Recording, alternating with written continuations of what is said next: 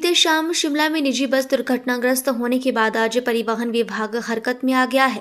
RTO Shimla में toll line में नाका लगाकर निजी बसों के जरूरी प्रदूषण, इंश्योरेंस और फिटनेस दस्तावेजों को चेक किया गया और जिनके दस्तावेज पूरे नहीं पाए गए उनको मौके पर ही चालान भी काटे गए।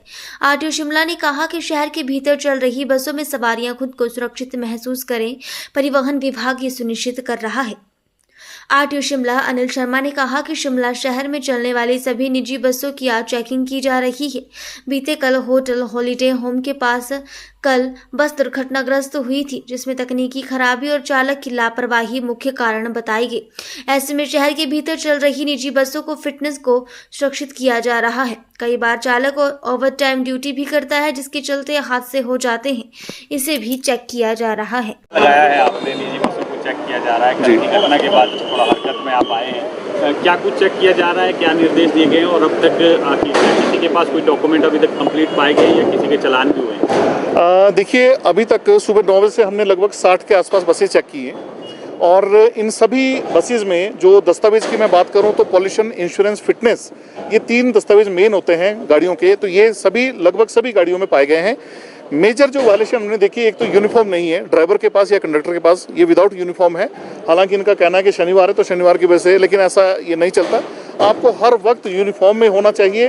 आपको हर वक्त ये शो करना पड़ेगा कि आप राजधानी में गाड़ियाँ चला रहे हैं, आप राजधानी में सर्विस दे रहे हैं। इसके अलावा मैंने 2-4 ड्राइवरों से बात की, कोशिश की कि कहीं वो ओवर टाइम तो नहीं कर रहे हैं। कल की जो घटना है कहीं ना कहीं वो 2-3 चीज़ों की तरफ इशारा करती है। एक तो मैकेनिकल तो है ही है कि आपका स्टीयरिंग लॉक हो सकता है, आपकी कोई और प्रॉब्लम हो सकती है, लेकिन रैश ड्राइविंग के अलावा कई बार मैंने ये भी देखा है कि जो ड्राइवर है उनकी नींद पूरी नहीं होती है। सुबह 5 बजे चल देते हैं और रात को 9 बजे तक, 10 बजे तक चलते हैं। तो सभी ड्राइवर से अभी तक जो मेरी बात हुई, उन्होंने ये कहा कि ऐसी कोई बात नहीं है, प्रॉपर सब कुछ ठीक है। मैं आपके माध्यम से एक और चीज़ कहना चाहता हूँ कि अगले 10 दिन के अंदर अंदर हम लगभग जितने भी ड्राइवर हैं फेज्ड मैनर में प्राइवेट बसों के ड्राइवर और कंडक्टरों के लिए आई टेस्ट चेकिंग कैंप भी आयोजित करेंगे। क्या लग रहा है, क्योंकि कई बार जिस तरह से कल भी लोगों ने कहा कि तकनीकी खराबी के बावजूद इसके बस चलाई गई, क्या इस पॉइंट ऑफ एंगल से भी देखा जाएगा, ये भी जांच का विषय रहेगा? बसों में जो चल रही है क्या पुरानी बसें तो नहीं है, ज़्यादा पुरानी बसें तो नहीं है? बिल्कुल बिल्कुल, आपने सही बात की। देखिए, फिटनेस पर हमारा जोर इसीलिए होता है कि गाड़ी फिट हो। मैं आपके माध्यम से ये भी कहना चाहता हूं कि ना सिर्फ शहर में चलने वाली बसेस की बात है जिसमें सवारियां ट्रैवल करती हैं, बल्कि स्कूल में चलने वाली जो टैक्सियां और अन्य गाड़ियां हैं उनकी भी समय समय पर जांच होनी बहुत जरूरी है। उनको भी ये इंश्योर करना पड़ेगा कि आपकी फिटनेस है। फिटनेस अगर नहीं है तो आप गाड़ी सड़क पर नहीं चला सकते। मैं लगातार इस चीज़ पर जोर दे रहा हूँ। आपके माध्यम से जो हमारे पेरेंट्स हैं, जो हमारे स्कूल जाने वाले बच्चे उनके पेरेंट्स हैं, उनसे भी मेरा निवेदन है कि उनको भी जानने का राइट है कि जिन गाड़ियों में वो अपने बच्चों को भेज रहे हैं उन गाड़ियों की फिटनेस है या नहीं है।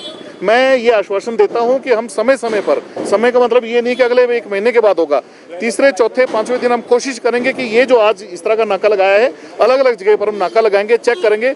मेरा पूरा ये विश्वास है कि हम कम से कम शिमला शहर के अंदर तो जितनी भी ये प्राइवेट बसें चल रही हैं, ये विदाउट फिटनेस नहीं चलने देंगे। कहीं ना कहीं कारण ये भी बना जाए।